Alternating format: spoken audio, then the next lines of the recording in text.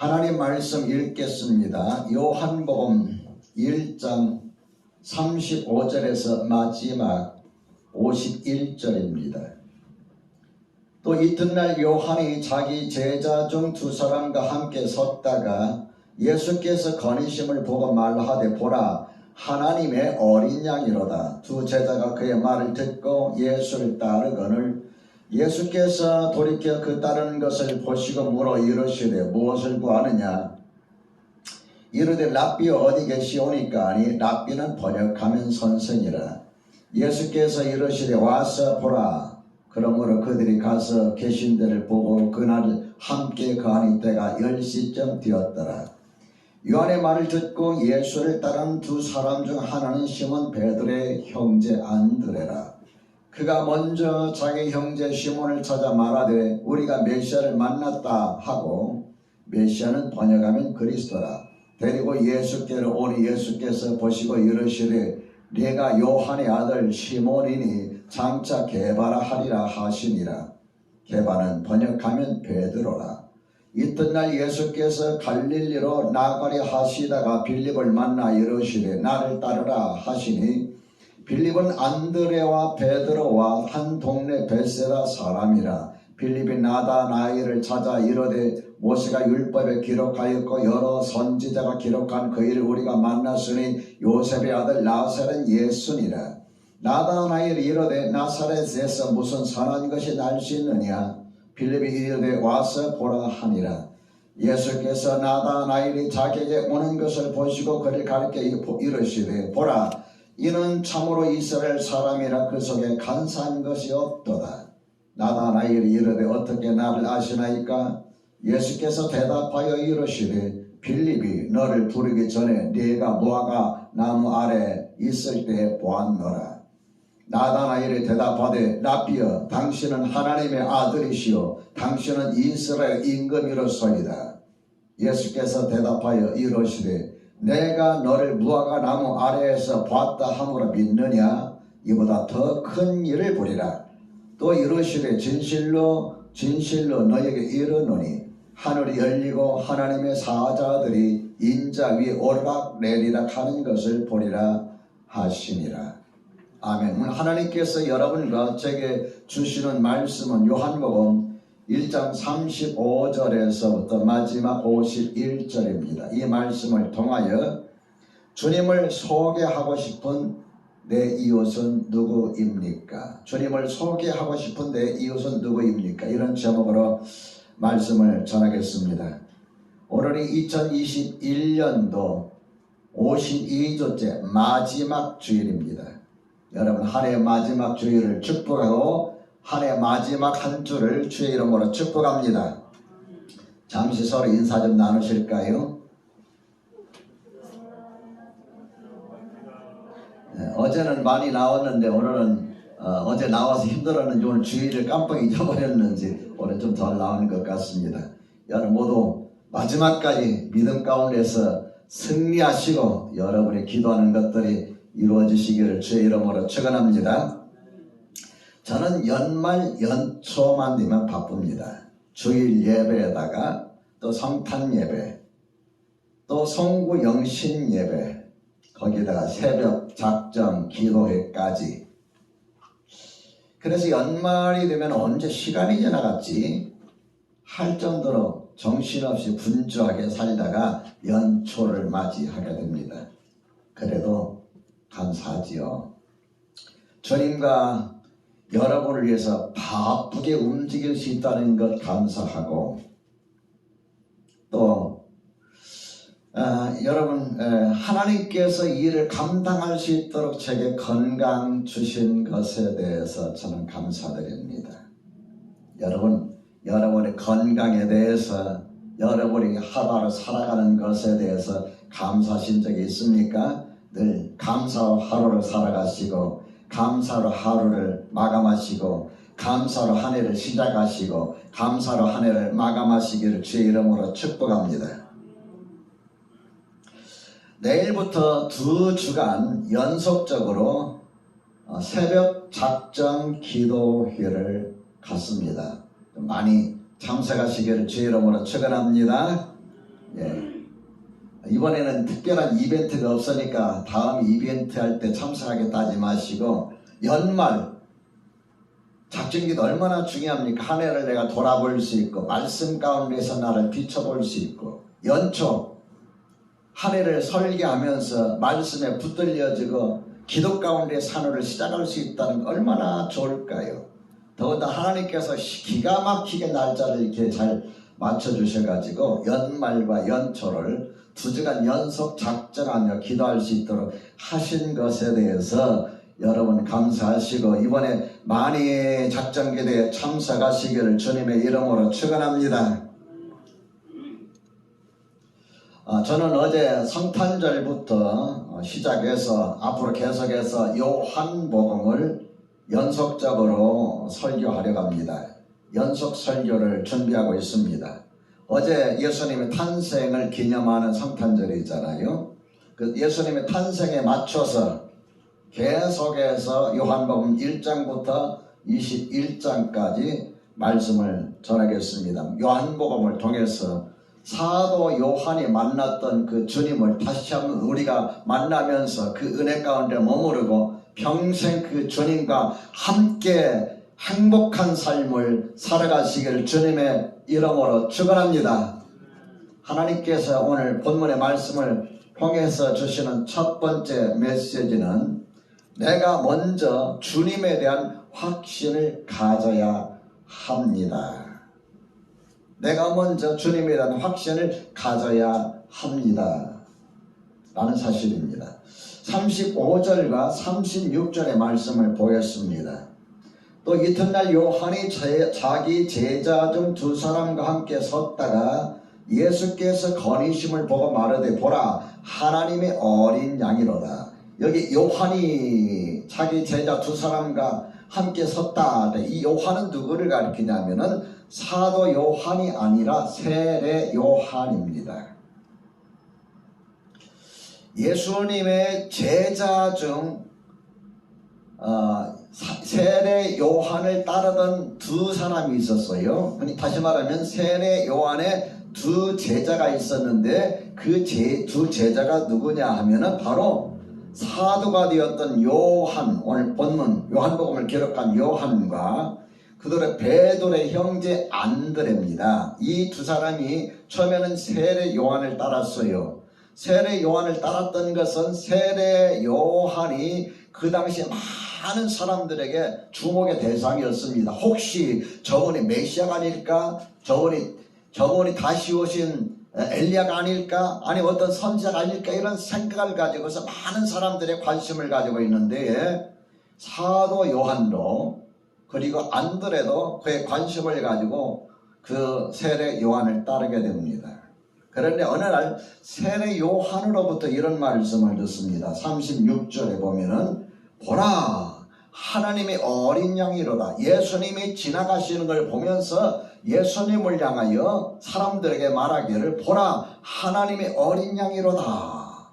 그런데 이것은 처음 한 말씀이 아닙니다. 29절에 보면은 또 나오죠. 이튿날 요한이 예수께서 자기에게 나오심을 보고 이르되, 그 다음 읽어봅시다. 시작. 보라 세상 죄를 지고 가는 하나님의 어린 양이로다. 29절에서도 보라 세상 죄를 지고 가는 하나님의 어린 양이로다 그 말씀을 하셨는데, 또 예수님이 지나가시는 걸 보면서 예수님을 향하여 사람들에게 보라 하나님의 어린 양이로다 이런 말씀을 하는 거예요.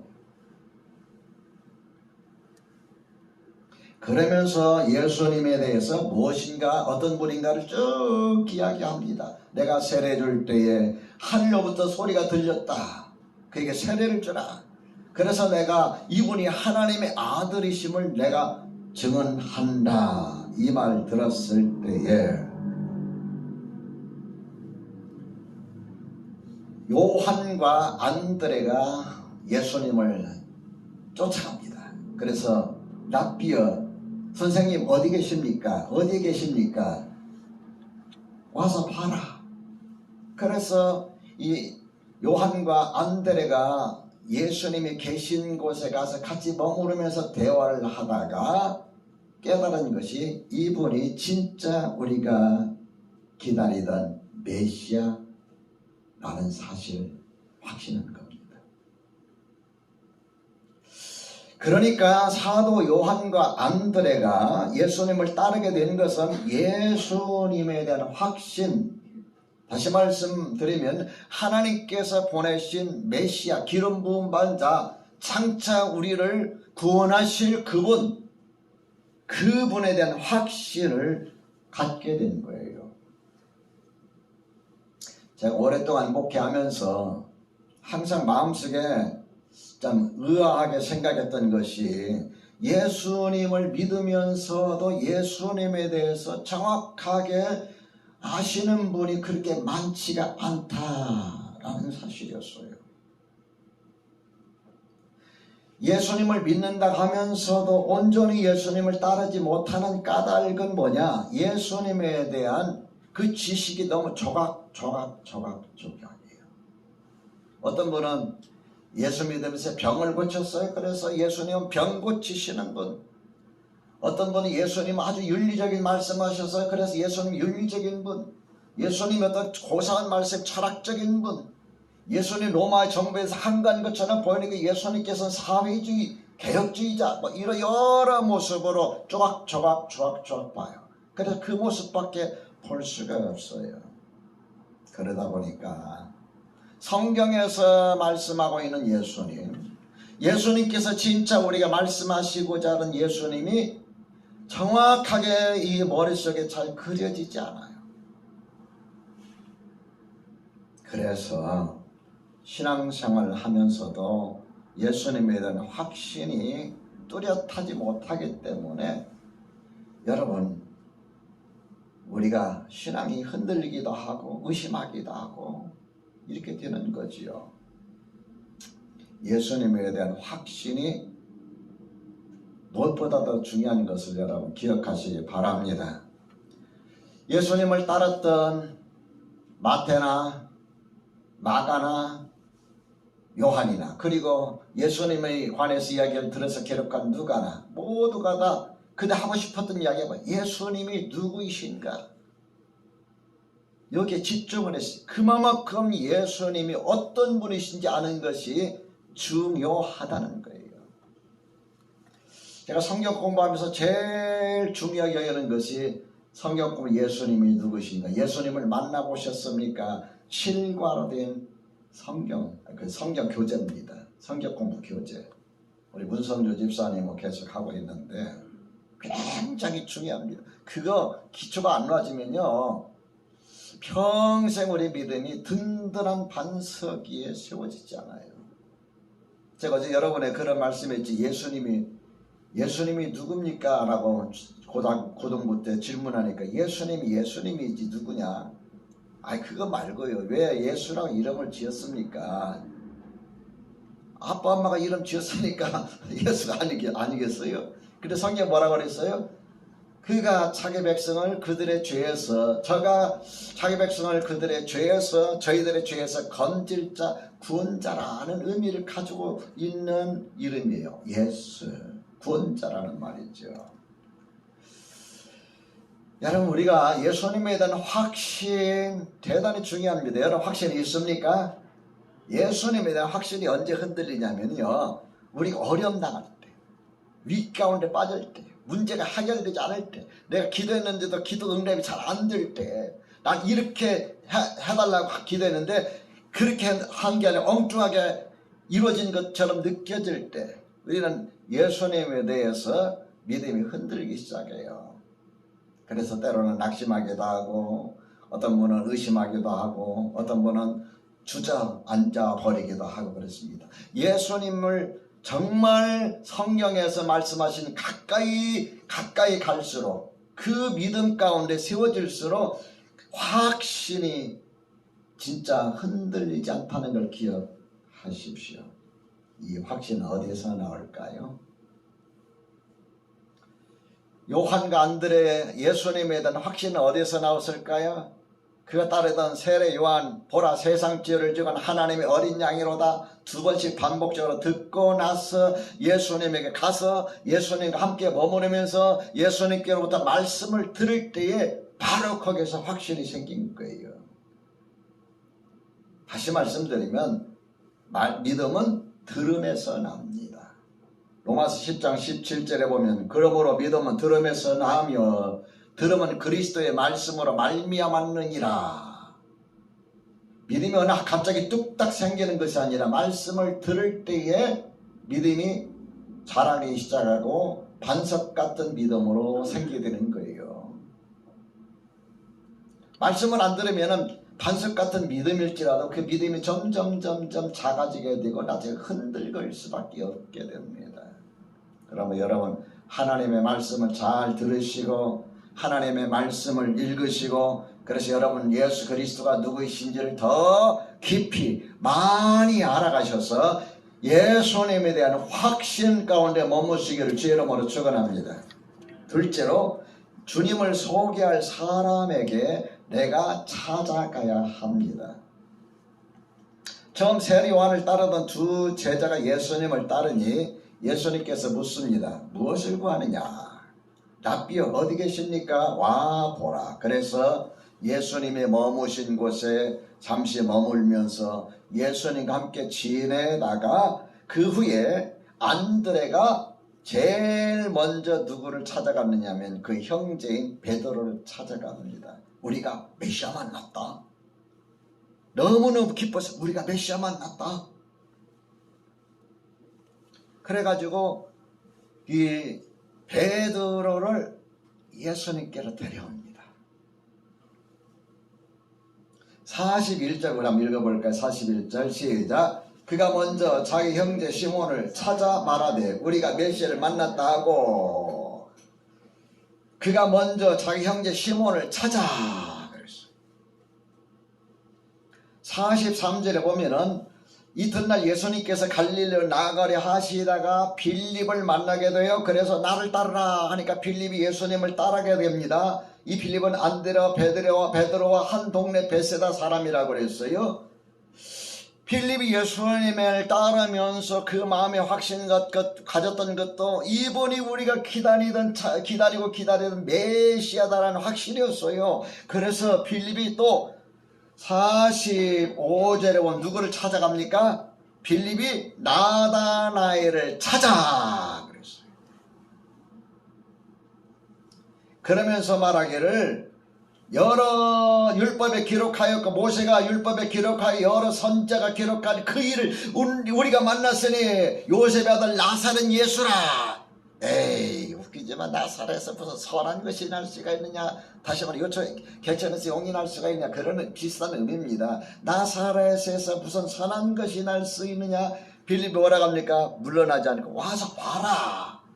그래서 빌립의 말을 따라서 나다나엘 예수님께 나오니 예수님께서 보라 이는 참 이스라엘 사람이라 그 속에 간사한 것이 없도다. 아니 저를 어떻게 하십니까? 내가 무화과나무 아래 있을 때 내가 보았다. 네가 무화과나무 아래 있을 때 내가 보았다. 예수님께서 지나가시다가 나다나엘 무화과나무 있는 걸 봤을까요? 그건 아닙니다. 그가 무화과나무에서 뭔가를 하고 있을 때 예수님께서 이미 알고 계셨다는 그런 의미. 그때 나다나엘이 뭐라고 합니까? 랍비여 당신은 하나님의 아들이시오. 당신은 이스라엘 임금입니다. 이런 고백을 해요. 여러분 아무리 좋은 것도 남에게 알리지 아니하면 알 수가 없어요.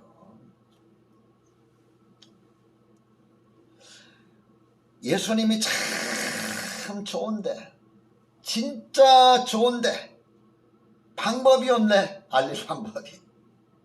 광고에 좀 나오는 비싼 건데요. 참 좋은데 진짜 좋은데 찾아가야지요. 여러분 우리가 예수님을 알리지 않는데 불신자들 예수님을 믿지 않는 자들이 어떻게 예수님이 진짜 좋은 분인지를 알 수 있을까요?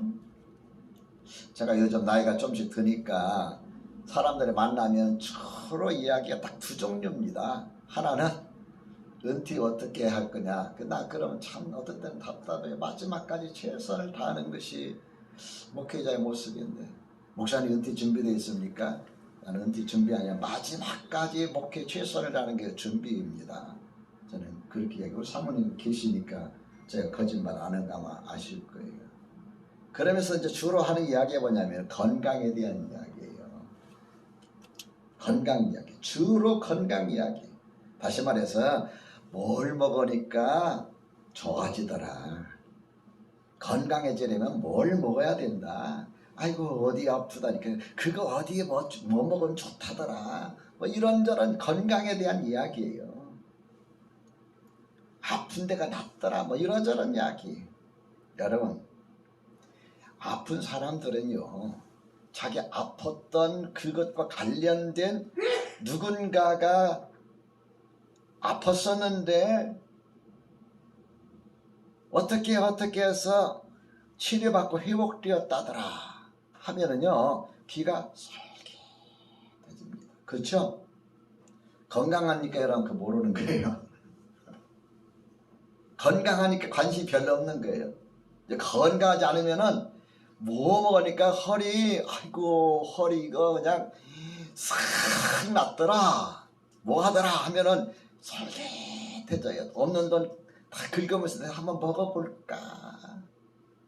우리는 이걸 가르쳐서 말하는 입소문이라고 합니다. 이제 종종 목사님들하고 이제 이렇게 만나서 뭐 하다 보면은 식당을 가는데 어떤 분은 진짜 어떻게 식당이 거기 있는지 저는 마곡에 무슨 식당이 있는지 잘 몰라요.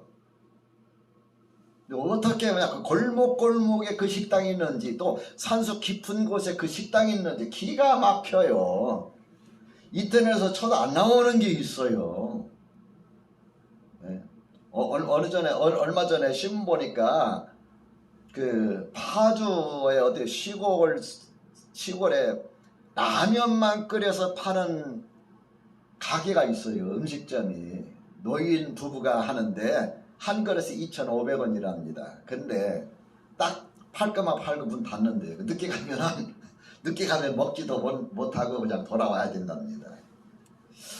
그런 데까지도 알아요. 그런 내가 인터넷 검색해 보니까 안 나와요.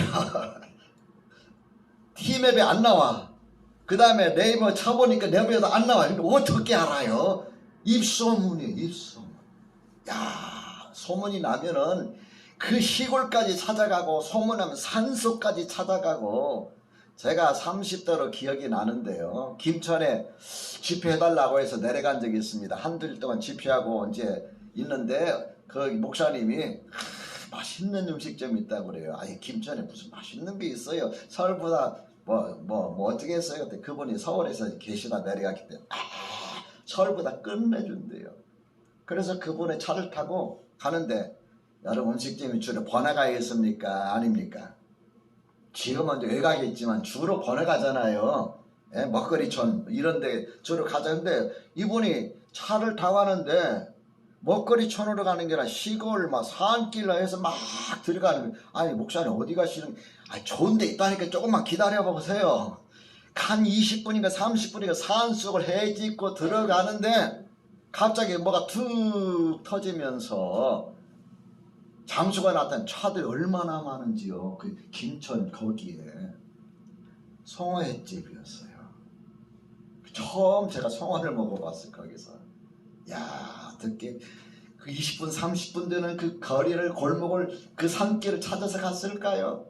내비게이션은 그때도 없었잖아요. 내비게이션 없어가지고 지도 봐가면서 무릉무릉 갔는데 그래도 거기가 아니라 막 차들이 엄청 많더라고요. 이게 뭐냐면 입소문이에요. 자, 우리 따라서 합시다. 전도는 입소문이다. 전도는 입소문이에요. 쉽게 말해서. 야, 그 교회 가니까 참 은혜롭더라. 그 교회 가니까 막 기도도 응답되더라. 아니 뭐 다른 교회는 기도 응답이 안 됩니까? 다 되는데 그게 뭐냐 입소문이에요. 입소문이 나면은 사람들이 좋은 선입견을 가져. 그래 막 나은 것 같고 은혜 받는 것 같고 막 그래요. 여러분 여러분과 제가 찾아가서 사람들에게 이야기하면서 예수님에 대해서 뭐 예수님 이런 분 저런 분 이런 이야기가 아니라 내가 옛날에 참 이런 가운데 당신처럼 그런 가운데 있을 때 예수 믿으니까 참 문제가 해결되더라. 너무 좋았다. 난 그 기쁨으로 지금까지 산다. 여러분 이렇게 이야기하는 그 자체가 전도입니다. 저 개인적인 이야기, 오래된 이야기를 할까요? 제가 그 임지강 넘어서 캠프 그리브스라는 미국 무대에서 3년 동안 카투사를 근무했는데 군중사병으로 근무했어요. 제가 그 교회에 처음에 갔을 때 교인들이 10명에서 20명이었어요. 군목님이 처음에는 오셔가지고 설교하더니 너무 멀거든요. 임진각 다리 지나려면 검문해야 되고 그렇게 통과해야 된대요. 시간이 너무 많이 걸리니까 한 달 동안 오더니 야 네가 신학 공부해서 네가 설교해라. 그래서 그때부터 설교를 시작했는데 뭐 전도사로 설교하는데 뭐 설교 같이 뭐 제대로 되겠습니까? 일주일 내내 설교 준비해가지고 하는데 뭐 설교가 얼마나 은혜롭겠습니까? 그러니까는 고참들은 다 빠져나가고 신참들 제가 제일 쫄병이죠. 거기 나와가지고 설교들 예배드리는 아마 10명밖에 안 돼요. 그런데 일단 내가 그 사명을 맡았으니까 근무 시간 지나고 나서 저녁 먹으면 저 미국 무대는 좀 자유롭거든요. 이 막사 돌아다니고 저 막사 돌아다니면서 이야기 나누고 뭐 하고 뭐 같이 이야기도 들어주고 하다 보니까 이제 사람들이 나한테 두 가지로 이렇게 이야기를 해. 한 가지는 너는 뭐가 좋아서 그렇게 웃고 다니느냐? 너는 뭐가 좋아서 그리 웃냐? 핀잔을 펴요. 주로 고참들이죠. 그럼 또 한 사람은 또 어떤 사람들은 너는 진짜 군대 말뚝 체질이다. 늘 웃고 다니니까. 여러분 옛날에 군대는 3년 6개월입니다. 3년입니다. 36개월이에요. 그래서 36개월 동안 군대 갔다 오면 썩었다고 하잖아요. 3년 동안 군대 갔다 오면 썩었다고 청춘을 군대에서 보내고 나오잖아요. 지금은 16개월입니까? 뭡니까? 18개월입니까? 반절이잖아요. 그래도 참 그 황금 같은 세월을 군에서 보냈다고 하는데 36개월을 보내는데 이 교회에 근무하면서 늘 웃고 다니니까 뭐가 좋아서 그리 웃고 다니냐? 핀잔 주는 고참들 때릴 수는 없고 전도사인데 때릴 수는 없잖아요. 또 군의 말뚝 체질이다 말뚝박을 하는 사람 뭐 이런 사람들이 있는데요. 나중에는 이 사람들이 교회에 나오더라고요. 그래서 제가 제대할 말년에 40여 명에서 60명으로 늘어났습니다. 뭐 한 대대에 카투사가 얼마 많지 않아요. 3분의 1은 외출 나가버리고 3분의 1은 영내 남아있고 3분의 1은 배치 들어가니까 비무장지에 들어가니까 사실은 주일날 많지가 않아요. 근데 거의 다 교회 나오는 거예요. 그러니까 부대 거의 모든 사람들이 신자였다고 생각하면 틀린 말이 아니에요. 그 이유가 뭐냐면은 찾아가는 거지. 내가 군대 생활하면서 다른 사람들은 에이 이놈의 군대 뭐 그런 말 하는데도 참 행복한 미소 지으면서 이야기 들어주고 같이 해주고 그리고 그러니까 근무 끝나면은 이제 또 교회 놀러 오기도 하고 같이 라면도 끓여 먹고 그러면서 사람들이 한 사람 두 사람 늘어나는 거예요. 제가 그때 깨닫는 것이 얼굴에 미소와 더불어서 사람들을 찾아가는 것이 전도다. 뭐 예수 믿으라 말할 필요도 없었어요. 말도 안 했어요. 근데 자기들이 찾아와요. 어떤 사람 술 먹고 막 엉금엉금 기어서 와 보니까 막사가 아니라 예배당이고 교회 안 다니는 사람 이야기예요. 그러면서 예수 믿고 지금 장로된 사람도 있고 그렇습니다. 여러분 주님을 소개할 사람에게 내가 미소로 찾아가는 것, 나 행복한 모습을 그들이 볼 때에 예수 믿으면 저렇게 되는가 보다 라고 느끼게 해주는 것, 그것이 전도의 시작입니다. 믿으시면 아멘 합시다. 셋째로 전도는 누군가에게 가장 영향력을 끼치는 행위입니다. 전도는 누군가에게 가장 영향력을 끼치는 행위입니다. 자, 42절 말씀 볼까요? 42절 찾으셨으면 함께 읽어봅니다. 준비하시고 시작.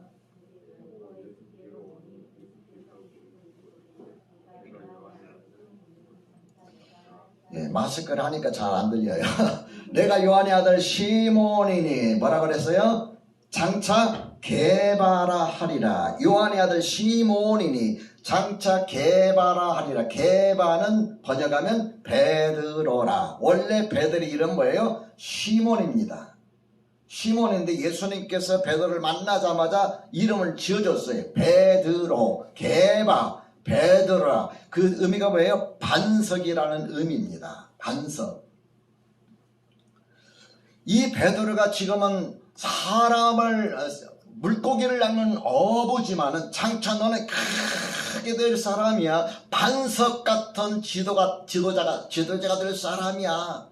참 요즘에 우리 대선 앞두고 반석 같은 지도자감이 나와야 되는데 이 서로 흔들거려서 걱정이면 나라가 흔들거립니다. 여러분 마음이 흔들거리죠. 너는 베드로라, 반석이라 그랬어요. 반석 같은 지도자가 될 것이다. 메시지입니다. 사람을 낚는 어부였던 그가 나중에 예수님 승천하시고 나서 어떻게 됐습니까? 얼마나 많은 사람들을 주님께로 인도합니까? 그물이 찢어지도록 고기를 잡던 것처럼 수많은 사람들이 주님께 돌아온 놀라운 역사가 일어나질 않습니까? 47절에 보면 빌립의 인도로 나다나엘이 예수님을 만나는 장면이 나와요. 안드레의 수고로 시몬을 베드로로 만들었고 빌립의 수고로 나다나엘을 주님의 제자로 만들었고 오늘 본문을 기록한 요한의 수고로 그 형제 야고보를 주님의 제자로 만들면서 12제자 중에 리더 중에 한 사람이 되고 마지막 그가 이 땅에 선교할 때에 최초의 사도로서 선교자가 됩니다. 어느 영국 스코틀랜드 어느 마을에 교회가 하나 있었어요. 교회 목사님이 들어오셔가지고 목회를 하는데 10년이 지나고 20년 지나고 교회가 숫자가 늘지 않는 거예요. 오히려 숫자가 줄어드는 거예요. 왜 줄어들까요? 연세가 많으시면 주님께서 부르시잖아요. 한 사람씩 세상 떠납니다. 그 20여 년 동안 목사님이 목회하는 동안 새 신자가 딱 하나 늘었어요. 중학생. 그런데 그 중학생이 믿음 가운데서 자랍니다. 설교 시간에 말씀을 귀담아 듣습니다. 그리고 그 마음속에 뭔가 장래에 대한 막 비전이 생기기 시작합니다. 그가 23살 때에 중국의 선교를 위해서 헌신하려다가 여의치 못해서 헌신을 포기하게 됩니다. 그리고 나서 28살 되던 해에 남아프리카 공화국 남아공에 선교의 목적을 가지고 가게 됩니다.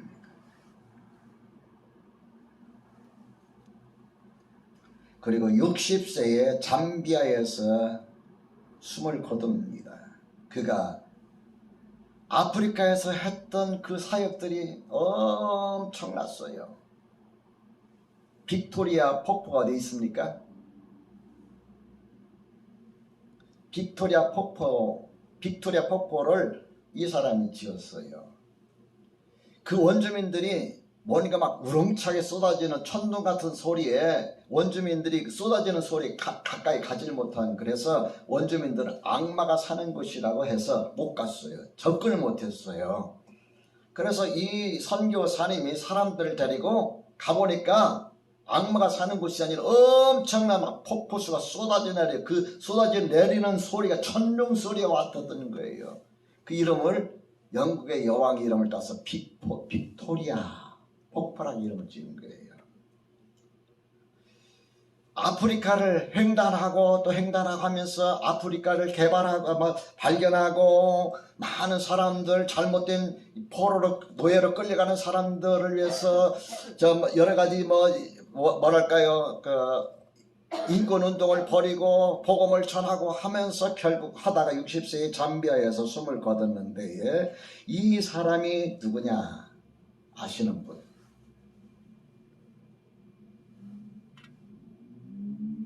올려주세요.